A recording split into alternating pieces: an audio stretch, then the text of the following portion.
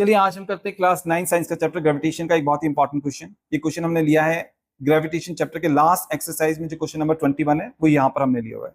Question बहुत ही simple है। Question में हमसे कहा गया है कि एक सब्सटेंस है जिसके 50 ग्राम का वॉल्यूम है 20 सेंटीमीटर क्यूब, एंड हमें क्वेश्चन में वाटर का डेंसिटी गिवन है 1 ग्राम पर सेंटीमीटर क्यूब। तो हमने बताना है कि अगर हम इस सब्सटेंस को पानी के भीतर डालेंगे तो वो फ्लोट करेगा या सिंक करेगा, वो तैरेगा या डूबेगा, ये हमने बताना है।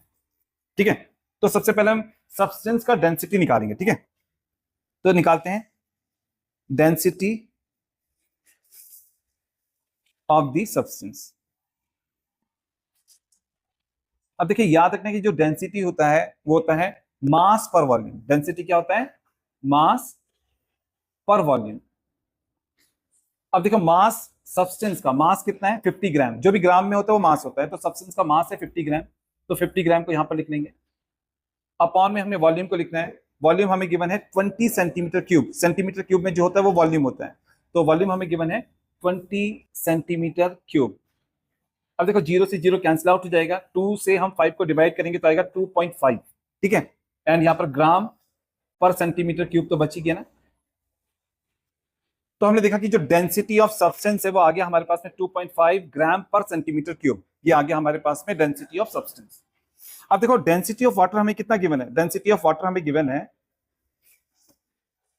डेंसिटी ऑफ वाटर गिवन है 1 ग्राम पर सेंटीमीटर क्यूब। ये हमें गिवन है 1 ग्राम पर सेंटीमीटर क्यूब। तो हमने देखा कि अरे, जो डेंसिटी ऑफ सब्सटेंस है वो तो है 2.5 ग्राम पर सेंटीमीटर क्यूब, एंड जो डेंसिटी ऑफ वाटर है वो है 1 ग्राम पर सेंटीमीटर क्यूब। यानी कि जो डेंसिटी ऑफ सब्सटेंस है, जो डेंसिटी ऑफ सब्सटेंस है वो डेंसिटी ऑफ वाटर से ज्यादा है। तो हम यहां पर लिखेंगे डेंसिटी ऑफ सब्सटेंस है वो तो ग्रेटर है, ज्यादा है डेंसिटी ऑफ वाटर से। हमें कैसे पता चल रहा है ये बात? हमने देखा कि जो हमने डेंसिटी ऑफ सब्सटेंस निकाला वो तो आया 2.5 ग्राम पर सेंटीमीटर क्यूब, एंड जो डेंसिटी ऑफ वाटर हमको गिवन था वो था 1 ग्राम पर सेंटीमीटर क्यूब। तो भाई ये तो ज्यादा है, ये कम है। डेंसिटी ऑफ सब्सटेंस ज्यादा है, डेंसिटी ऑफ वाटर कम है ना। डेंसिटी ऑफ सब्सटेंस ज्यादा है, डेंसिटी ऑफ वाटर कम है। एंड जब भी डेंसिटी ऑफ सब्सटेंस ज्यादा होता है, डेंसिटी ऑफ वाटर कम होता है, तो सब्सटेंस जो है वो सिंक कर जाता है, डूब जाता है। अगर सब्सटेंस की डेंसिटी ज्यादा है, वाटर की डेंसिटी कम है, तो सब्सटेंस जो है वो सिंक कर जाएगा, डूब जाएगा वाटर में। तो हम लिखेंगे देयरफॉर सब्सटेंस विल सिंक, वो डूब जाएगा। ठीक है, वो क्या करेगा? सिंक इन वाटर, वो वाटर में डूब जाएगा। ठीक है, तो ये आ गया हमारे इस क्वेश्चन का आंसर, जहां पर हमने बताया कि जो ये सब्सटेंस हमको गिवन है वो वाटर के अंदर सिंक कर जाएगा, डूब जाएगा। ठीक है,